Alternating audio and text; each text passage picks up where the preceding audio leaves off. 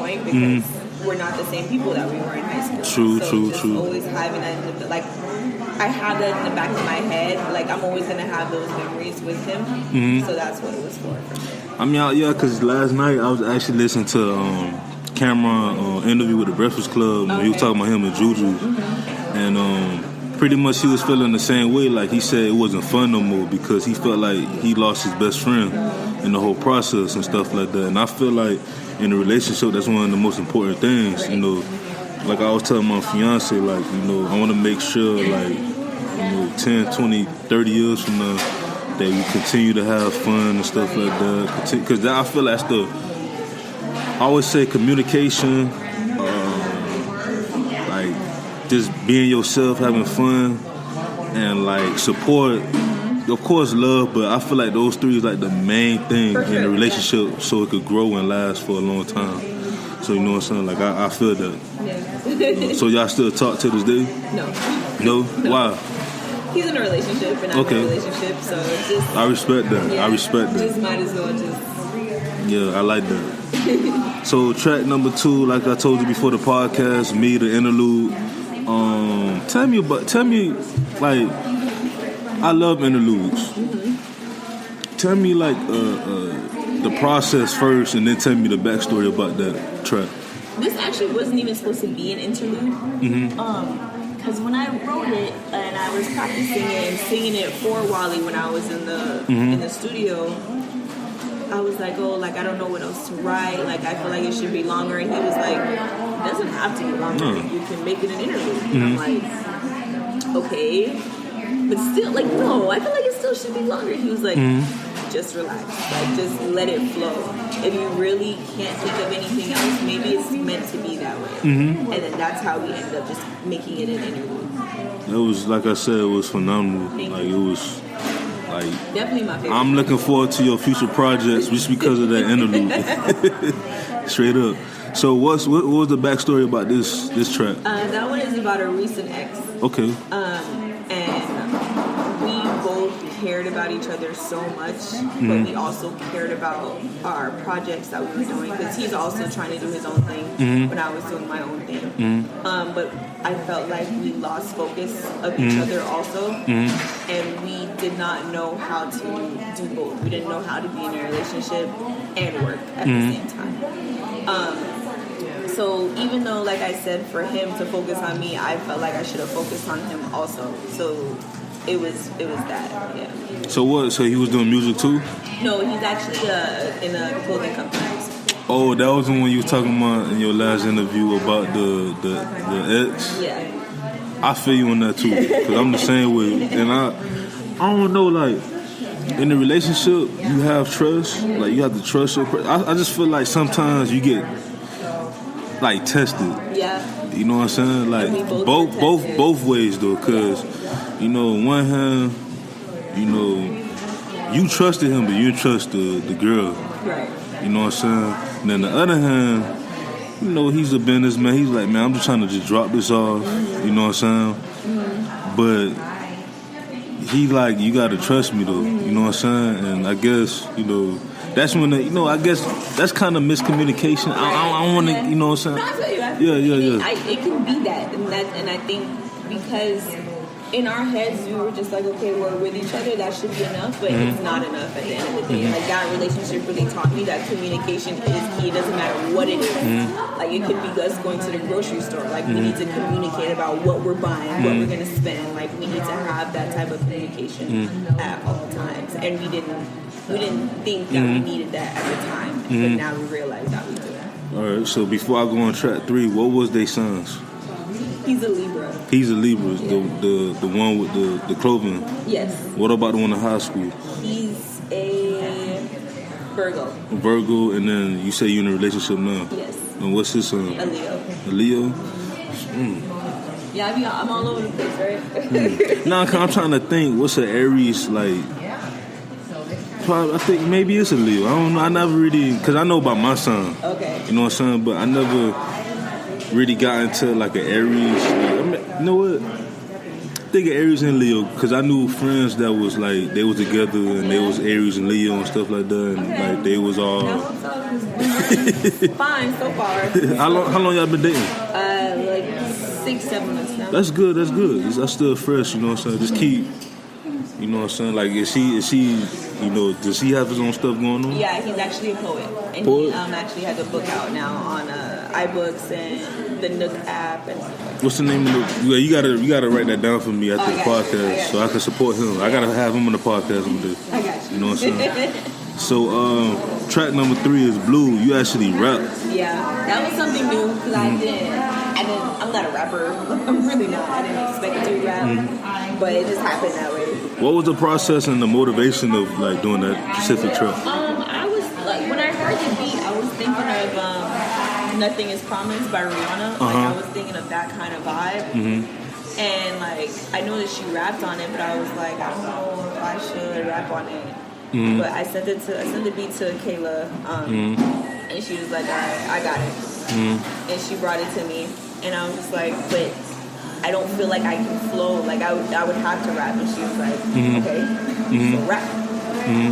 So she definitely took me out of my comfort zone, and it worked because a lot of people liked the song, and I was really shocked because I didn't think a lot of people would like it. But yeah. No, I like it. It's like I feel like the whole like EP, it got like a Adele, a SZA. I could hear a little bit of Rihanna. Like it's like that's what I hear. You know what I'm saying? But it was a good like EP. You know, I want to hear more. Yes, you will. Soon come. When's the next project coming up? So I'm really taking my time with this next project. I've actually been doing vocal training. I've actually just been dealing with my writing process more because this project is going to be more intimate, more relatable. So I've just been taking my time. It is going to come out this year. I want it out this year. I just don't know when yet. You should like do you I'm pretty sure you have like you have a little cult following, right? Yeah. You should just surprise them. I should. Because I like in my past episodes I always say like having a cult following is like if you have a cult following, you won. You don't need to be, you know, we all want to be famous and stuff. We all want to be, you know, out there. But like if you have that cult following, like the J. Cole's, the Kendricks, the Beyonces, the Rihannas, you can be ready at any time. Yeah. You know what I'm saying? So it's just like it's a win-win situation. You know what I'm saying? So now we're gonna talk about your show, Clash. Now you before the podcast you said that y'all want to talk more than about like reggae and things like that. Y'all want to be more open to the audience. But as a are you full Jamaican? Jamaican Indian, yeah. I Jamaican? wasn't born there. I was born here. But like both your parents are Jamaican, yes. so I can't even say Jamaican in the sense like you full, you still full blood. You know what I'm saying? Has reggae in the household like has it like was that one of the influences for you to to go into music? Because for sure. Because for me growing up listening to my mom, like she used to listen to the gospel, the oldies and stuff, like my mom, my grandma and them. And then my brother, he had like the hip hop and things like that. Like, and then of course I tell people all the time, they think I be joking, but like wrestling, that's how I got into rock. Oh, okay. So as a DJ, growing up, I was influenced to be a DJ because I'm like, I want to play all this type of music and stuff. Has that played an influence in your music? Oh, for sure. Mainly from like my cousins, because my mom doesn't listen to music like that. And my father, I haven't spoken to that much. Like, we're just getting back in a good relationship because he was in and out of my life when I was younger. But my cousins and my aunts and stuff, like, they're big music heads. So like every time there's a family function, like they make sure it's popping with the reggae and dancehall and all that stuff. So like I plan on doing some type of reggae track on my new project. So what's it like? All right, so because I ain't trying to be ignorant, like. Okay. First, like, all right, my niece, my oldest niece, she's Jamaican descent, I remember when she was younger and like cause they stayed out of state now, but when they was all here, like her mom and them, her grandma and them, you know, they Rastafarians, so they play a lot of reggae and stuff like that. Me, honestly, the only people I like really listened to was like Benny man, but he was dancehall. Beanie Man, yeah. And then like Sean Paul and stuff like that. Vibes Cartel a little bit, you know what I'm saying? Just because, you know, being from South Florida, you have no choice to listen to different type of music. Right. But I always wanted to ask someone like, you know, that was from Jamaica specifically. What's the difference between reggae dancehall and like soca and like even like, you know, reggaeton and all that stuff? Okay. Like, what's the difference? So reggaeton is definitely more on the Spanish music side. Yeah. Like, they have the vibes and the rhythm from like reggae and dancehall, Yeah. but the words are Spanish. Oh, yeah. Like it's all in Spanish.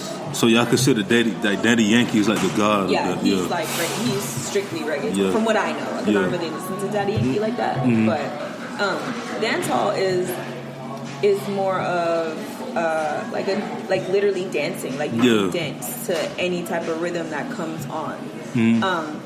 And they talk more, and then the message in dancehall is a little bit different than the message in reggae. Like with reggae, it's a little bit slower.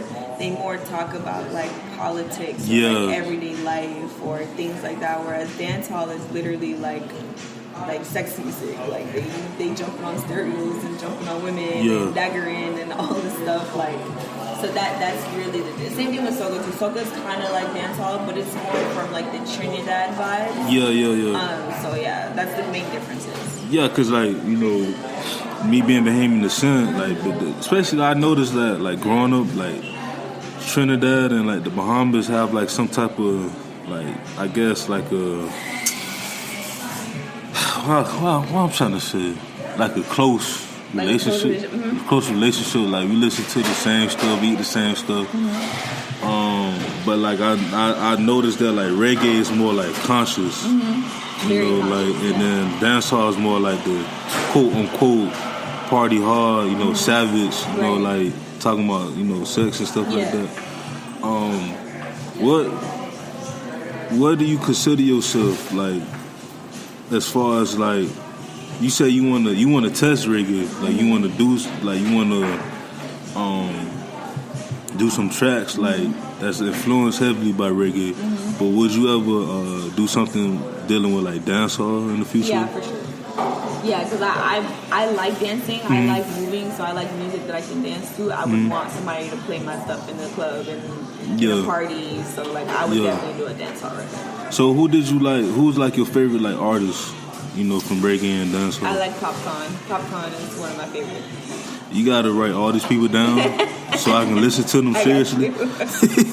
I got you. Seriously, who else? I listen to Alkaline.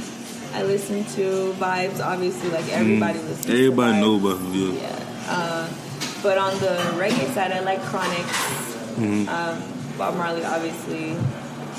Yeah, I still listen to Sean Paul, but Sean Paul hasn't been doing much stuff. He's getting more mainstream, so he's been doing stuff like in the pop world, which is also really good because it's very... We didn't even think dancehall was going to make it this far.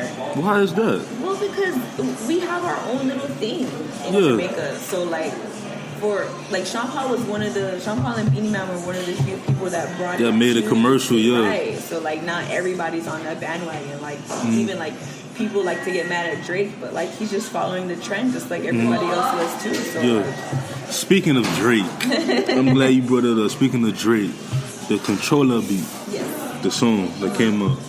I always felt like, you know, recently, you know, Drake came down here to South Florida and stuff like that. One thing I love about Drake is that he showed love and he showed homage. Right, you know, even though he's from Canada, his dad from the South, so like he always showed love to like Houston and Atlanta, and now he's showing a lot of love to Miami and stuff, because this is when he first, you know, signed with Young Money and stuff like that. That's when he recorded like all his hits and stuff like that. And you start noticing that he's now, lately, like the last couple of years or so, honestly, it's been since his first album, because Find Your Love was like reggae, like a reggae type vibe. Has Drake like, how I'm trying to word this. Has Drake showing like respect to like reggae and stuff like that?